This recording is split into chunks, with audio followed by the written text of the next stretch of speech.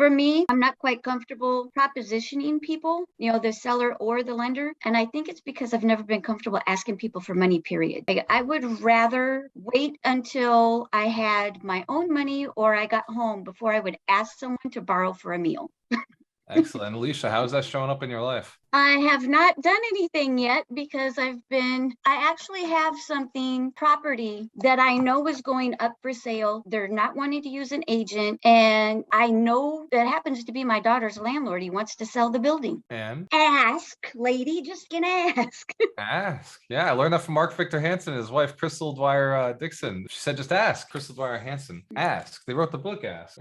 I did ask some probing questions, but I didn't do the asking and the actual conversation around what would make them sell to me. There it is, Alicia. Yep. Just ask. Yep. Who else had that experience? Who else believes that they've not been asking for things that they should have been asking for because they didn't feel comfortable with it? Anybody else get that? What were some other takeaways? Things that you, but let's give Alicia a round of applause. Great share. What are some takeaways from this breakout room where we shared our negative beliefs and positive beliefs? Go ahead, Melissa. So I was with Jonette Jackson, and she was telling me that she's been afraid, nervous of the 100%. And hopefully I was able to give her some good advice where, with your backing too, with that, lock down the deal, even if maybe the realtors or the sellers aren't going to be happy with like $500 or $1,000 down, but as little as possible right now, under her circumstances, lock down the deal.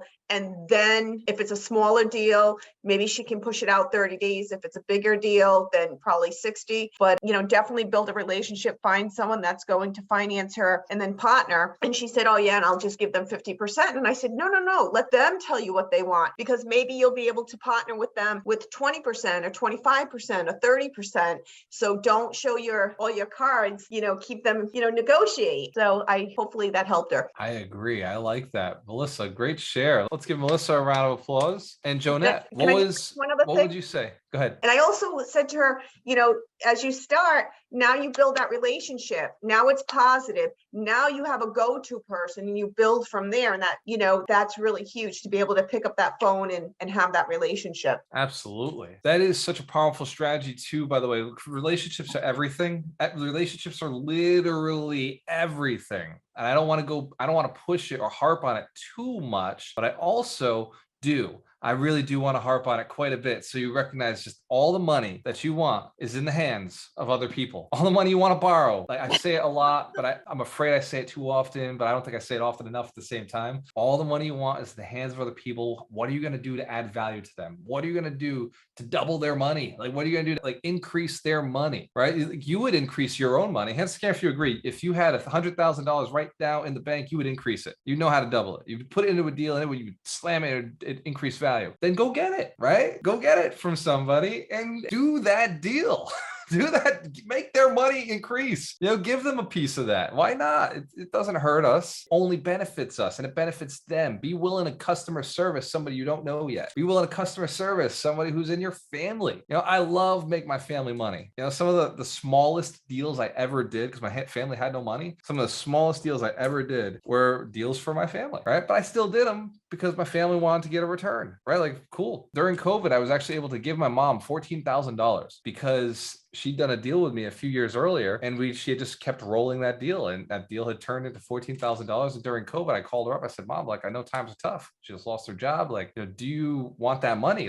I've been sitting on it. I've been investing it, reusing it. And she started crying. She was like, oh my God, I never even thought about that money. I didn't realize, I never thought it was anything real. I didn't realize it was $14,000. I said, yeah, baby, right now I could use that. It would change my life. She only was earning $34,000 at the time. So that covered all of her expenses for half the year until she could get back on her feet. Hence the care, if you could be that person. You could put people in your life in that position, right? It was only because, at the time I hadn't even borrowed her money. I borrowed her credit. I bought a property using her credit. So because I didn't have a job, I didn't have a W-2. So I had to partner with her to buy a property. I brought the money because I was in sales. I was making money, but I didn't have any W-2 job where a bank would lend to me. So she co-signed on a loan, and I ended up just just saying, look, everything that I make, that whole first year of rent is going to be yours. And I said, when I refinance, make sure I pay that back. And then when I did do the refi, I went to go pay her back. She said, no, just keep it, because I don't trust myself with it. She said, roll it into your next deal. I just kept rolling it at 12%. Right. Hence the camera, an extra 10,000, right? Because it became 10,000, then that became a little bit more, a little bit more, a little bit more. So yeah, super, super important to create those relationships. Support your own people, support your own family. Jonette, what was the biggest takeaway from Melissa's advice that you got? Go out there and make those relationships. Awesome. I love it. We've got a CRM that we've built called Alchemist Connect. I know Mark's on the call. Mark's our partner on this. It's also called Alchemist Leads. The brand shift is being changed because Stripe messed up with us, but it's going to help you build your relationships, right? Store the relationships that are high net worth individuals, put them in there, put a tag. It's a little more complex than that. We're probably going to do a training at some point in the future, but for everybody who's on the call, Mark, if we drop the link, can I give them 30-day free access if they go to Alchemist Leads? Yes. That works still? Yes. All right. So Alchemist Leads, you're going to put a credit card in there. It does start charging you $97 after the 30 days. If you don't find value in it, just shoot me or Mark a text and we'll cancel the account. Hence the camera, if that's a good plan. Sounds like a good deal. You could also text Darina or Amy and we'll make sure that it gets canceled if it's something you're not using or you don't find value in it. So go to alchemistleads.com. What toys? Let's see. Alchemist Leads. When you get here, you're going to want to hit your start free trial. And it includes all of this. If you ever want to build a website, funnels, all of these other things, we're including it all in there. But for right now, all you're interested in is the fact that it automates your relationship building process. So text message can go out to one person. It can automatically go out to 10 people. It can go out to 100 people. You could be like Vinny Chopra, who has 430 investors. Guess what? He's not manually texting them all. He has an automated text that goes out to say, here's the latest deal I just did. Let me know. In fact, I don't want to give too much of it away, but his CRM has something to do with how he raised 9 million in 9 days. Hence the camera, if that's cool. A little tease on that. So hit the 30-day free trial, fill out your information. Here is my address. If you want to send me packages, we'll accept, except I'm moving. So that address is only good for the next 10 days. When I get back from Wisconsin, we'll be in a new location. Put the go to payment information section. Now you got to put your email address in there. You can do this now while we're on the call, because if you don't, there's a chance you might forget. Once you put in your payment information, it's going to say $97 monthly. That is not starting this month. That starts next month. That starts 90 days from today. So you can put your credit card information in, fill it all out. I know my CSV, but I'm not going to share the screen as I do this. Hello. And then hit submit. Hey, Rami, what's up, girl? This is Rami. Rami, can you hear me? Yes, I hear you. What's up, girl? You got a question? No. Oh. How was the breakout session for you? It was fine. What was your biggest takeaway? My biggest takeaway, I respect the guy's opinion and what he said, and he's right what he's saying. But here's the thing: when you hit your friends, like I don't say hit, but like presenting them an opportunity. So now you're not hitting them for money. You present an opportunity. Sometimes they don't feel that you are genuine and their friend, that you are like in the group playing with them at the gym because you are trying to raise money or because you see them as a check or something like that. Is that That's a not concern? good feeling. Is that a concern that you have, Rami, that you feel that people might think that you're just talking to them because they think you're only looking for business? I'm not concerned. It's not gonna sound good, but I honestly can care less if they wanna feel like that. Well, because you can't control how people feel. You can only control what you can feel. Even with what you can feel, what you can do. Sometimes we cannot even control how we feel. Now we're gonna try to control other people the way they feel. That's fine. They feel to feel whatever they want to feel. It's an uncomfortable feeling because sometimes you're just presenting an opportunity that they can profit from. Not necessarily, it's not about you taking advantage of them, but they can help them. They can profit from. Exactly. So people feel like that, like because you're getting close to them. So you have the proximity, you have the way, as opposed of anybody anywhere. Yep. As you guys play together, you guys go eat after, whatever, and it can make people feel uncomfortable and they feel defensive. Oh no, I have this guy who takes care of all my real estate that I do, for example. Yeah. I see your background. So you're a real estate professional, real estate agent? And mortgage broker. Mortgage broker. Got it.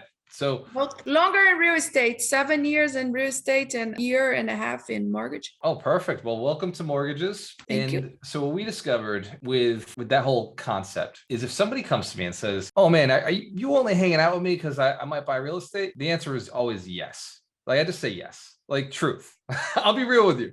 If you're not gonna buy with me, I'm not gonna work with you. I'm not gonna hang. Like I'll go hang with somebody who wants to buy real estate. If you're working with one of my friends, like hands at the camera if you're a licensed real estate agent, licensed real estate agent here. Cool. I'm gonna support that too. Right. If you're gonna work with one of my friends who I like, trust, I know they're really good, like cool. I'm about that too. Like we'll hang, right? Will I call you again? Probably not. I'm probably gonna go call somebody who's gonna work with me specifically, unless I know for sure you're doing a deal with one of my buddies. In which case, hey, we all do deals together, right? Like, and you got to be cool with that, Rami. Like 100%. Like, how many people can you hang out with? Like realistically, like as a mortgage broker, how many friends can you actually have deep relationships with? Do you know the number? No, I honest don't, because it's not. I don't have all this time. The number is 150 people. So you can have a close relationship with 150 people? And beyond that, you won't even remember their names half the time. Or that I'm falling way shorter than that. That was why I went in the group with this later. No, What do you mean you're seriously. falling short? I'm falling short because no, I work in real estate. I work in mortgage. Then I like to go to the gym. No, and then I like to have a little time for myself. It's not even a lot. I don't have all this time to have all the. I know a lot of people, but close relationships, I don't have it. I'm being honest. Yeah, and hands to the camera if you can relate to this. Who can For relate to this? 150 people, no, I have it I think 10 people probably close relationship. Now I have a bunch of relationships on the street with all kind of people, but close probably 10 people. That might even include one family member. Right? So this is the real challenge. Like this is the real challenge when we get down to like what, and this is not just you, Rami, this is everybody, right? Everybody faces this. When you look at, and I gave this example a few weeks ago on one of the 52 wealth principles, right, Amy? I remember you specifically, I followed up and was like, hey, did you write your 150 people down? And Skip, if you wrote down 150 people, were able to do it? Who was at the principal remembers the homework of writing down 150. All right. So the idea behind it, Rami, I bet if you open your phone is like, because you're a mortgage broker and you've been a realtor, there's guaranteed 500, 600, 1,000 people on your phone. I don't know if I have all that much. I have few there, but I don't know if. Let's take a look. Go to your contacts, and everybody can do this with us. So go to your contacts. Okay. Because the average person has 250. Average person has 250 contacts in their phone. Maybe it's time to delete some contacts, no? Hold on, we're not even sure you got enough yet. She's already ready. Look, she's ready to burn them all. You are right. 1,170. But here's the thing. You don't like any of them. No, when people call me about my listings, I save their number. When telemarketers call me, I save that it's telemarketers. So the next time I see, I don't even answer. So from this, you're right. 1,170, I have to be able to extract, 250. I agree. I have a working phone and a personal phone. I don't take my work phone with me everywhere. So I want to see now in my personal phone, which I'm a little bit more selective, but let's see if I have to delete some too. 396. 396. That's much closer to the average person's contact list. Yep. Yeah, but there's some intruders there too. I guarantee you some telemarketing that I save, but let's say 150. I don't know. Yeah, you got a point. But that includes photographers, people who does business with me. You know what I'm saying? So these are valuable relationships who can also do business with you on the lending side. Photographers do well. I know I was in the wedding industry for a long time. Photographers can do very well, or they can be completely broke. They're entrepreneurs. They get 5, 10 photographers out there running. They can be sitting on $250,000 that they don't know how to invest because they're not real estate investors. Your database, and this is for everybody, your database needs to be gone through, right? If you got 1,000 people in your phone, if you got 500 people in your phone, you've got to go through, make a phone call to every single one of them, or just delete them. Because the truth is, you're not going to call them anyway, right? Like either go through the phone and call them and say, hey, look, this is what I'm doing. Are you in? Or are you out? Are you an A client? Somebody who says, yes, hell yeah, all the way. I want to talk to you again. Are you somebody I would have lunch with? Like the first time I did this, I got anxiety. I looked at the phone. I was like, I don't fucking like anybody in this phone right now. This is 2014. And I was broke because I didn't like people, right? I had convinced myself that I didn't like people. And this was a problem for me. All the money, I'm going to say it again because I think it's important. All the money that you want is in the hands of other people. all the money that you're looking, all the biggest objection that you could have, and Rami's, bringing this, Rami's bringing this up to us. The biggest objection you could have is I don't like people. That one would stop you from making money. That's a dangerous negative belief. That's a limiting belief, because the truth is you do like people, but you like people who hang with you doing what you want to do instead of always having to fake and pretend and do shit that you don't want to do. I don't care if you spent time with people doing things you don't want to do. Is that not miserable? Like, I don't care how I don't much we even love do it. them. It's painful. That's Go- the problem. That's I the don't problem. even spend the time that I don't even do that. That's how I can't even fake eliminates it. some I of can't the even fake it. contacts. That would eliminate some of the contacts. Am I right or not? Oh, easily. You Just start by dialing being it down. authentic and not doing. Yeah, Rami, this is money-making stuff right here. Girl, you about to get free. You're about to free your soul, about to love your life and make more money. Get rid of all the broke friends. Get rid of the friends who don't like doing the things that you like doing. If you are a charitable person, you want to change the world, hang with those people who are charitable, want to change the world. If you want to make money in investing, hang with those people. If you want to do deals and talk about deals, you've got to make room by getting rid of the people who, I know a few of you guys on here watch football, but like, I don't watch football. I don't have time for it. I don't understand it. I don't watch the sport. But if somebody who's I'm doing a deal with, making a lot of money, wants to talk football, I'll talk football. Does that make sense? I'll make a little adjustment if there's a reason for me to do it. We're doing a deal together. I like them, like Mike and Mitch, occasionally we'll talk about like basketball. But Mike's got 5 kids. He's been married for 20 years. I respect him. He's done really well financially. I respect him for that. He's taught me a lot on Tesla. I respect him for that. I got a lot of reasons to respect and hang out with him. If he wants to talk about, a sport for 5 minutes, I can put up with it. But I might not want to go to a football game with Mike. I'd want to go to a retreat with Mike. I want to go to a mastermind with Mike. I want to go to a 3-day event with Mike. I'll do all those things. Does this make sense? So you only have friends that you can do real estate with? Girl, I only got a room for 150 people on my list. I know that. So I just trimmed it down and I left room for family. At the end, I just left a little spot for family. So there's like 30 contacts that we don't have to talk about real estate with. But the other How 120, interesting. we got to build. Like 120 people, we got to go do something. So it's straightforward. Get in the phone, call the people and tell them, listen, I have an opportunity. I have an off market. I have 3 off markets property right now. Lock them down. So I can get on the phone, go through this 1,000, whatever. Let's eliminate the telemarketers. But anyway, including the photographers, all that people, and tell them, I have these 3 off markets property. Nobody knows about. Those are relationships that I have with those sellers. They trust me. They don't want to put on the market yet. So I'm presenting you this opportunity. Do you have $50,000 that you could possibly invest in this deal? Correct? There you go. Let's jump on a call. I would say let's jump on a call. Yep. Okay. And then if the guy say no, I'm gonna tell it's straightforward with the girl that I'm gonna take them out of my contact. I don't even tell them. They don't need to know.